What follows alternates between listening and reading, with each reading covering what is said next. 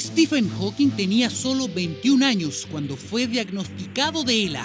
La enfermedad es tan agresiva que quienes la padecen no suelen vivir más de 2 años, pero el físico convivió con ella durante más de 50. Desde el ELA, él también dejó un legado. De alguna forma le mostró a los pacientes de que se puede combatir el ELA, que podemos vivir con esta adversidad. Hawking vivía como si no hubiera un mañana. Libros, charlas, investigaciones. Su mente funcionaba a 1000 por hora. Su cuerpo, todo lo contrario. Sus músculos se fueron atrofiando hasta que ya no pudo hablar más. Tenía solo 43 años y, de alguna manera, tenía que seguir comunicándose con el mundo. Medicine has not been able to cure me. So I rely on technology to help me communicate and live. Un computador portátil y una voz robótica fueron su conexión con el mundo. Un complejo desafío tecnológico que Intel asumió en 1985. I was lucky to lose my voice at the beginning of the personal computing age. Intel has been supporting me for over 25 years, allowing me to do what I love every day. Lo que nosotros desarrollamos como compañía fue un software que podía adaptarse a las necesidades de Stephen. Y lo que hacía el software era que Stephen escribía las primeras 3 letras de la palabra.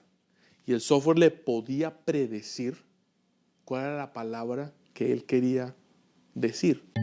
Texto predictivo, algo muy común en nuestros teléfonos actuales, pero un gran avance para esa época. Hawking logró operar el sistema durante años, pero llegó un momento en que ya no pudo mover ni siquiera un dedo. ¿Cómo logró seguir comunicándose? Con un movimiento leve en una de sus mejillas. Tenía él en sus lentes un sensor que le podía entender los movimientos de su rostro. Con eso fue suficiente. El cosmólogo siguió trabajando pese a todo. Porque las neuronas afectadas son las neuronas motoras, que controlan el movimiento de nuestros músculos. Pero las capacidades cerebrales cognitivas se mantienen.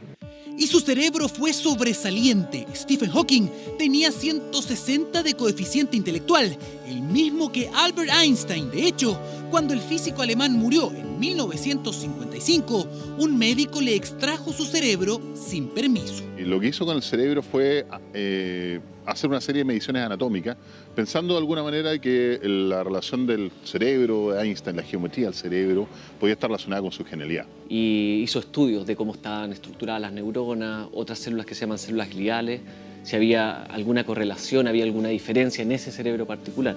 El cerebro de Einstein fue repartido entre cientos de laboratorios y museos, pero ningún análisis obtuvo algún hallazgo concreto. Sin embargo, han pasado más de 60 años y hay nuevas tecnologías para estudiar el sistema nervioso. ¿Sería bueno entonces estudiar el cerebro del físico más popular del mundo actual? En el caso de un cadáver, para hacer uso de material del cuerpo se requiere, según la ley, un consentimiento apropiado, expreso de la persona, o bien que haya manifestado su voluntad en el testamento. De eso aún no se sabe nada. Sin embargo, fuentes no oficiales aseguran que el físico teórico habría donado su cuerpo a la ciencia. ¿Se podría sacar algo en limpio estudiando el cerebro de Stephen Hawking?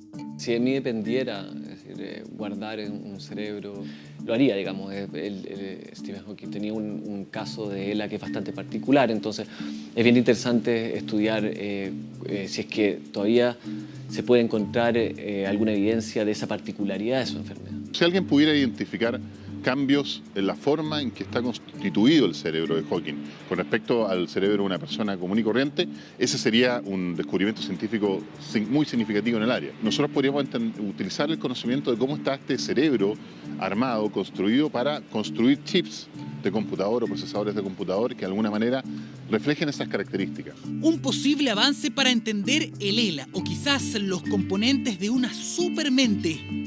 ¿Qué va a pasar con el cerebro del físico?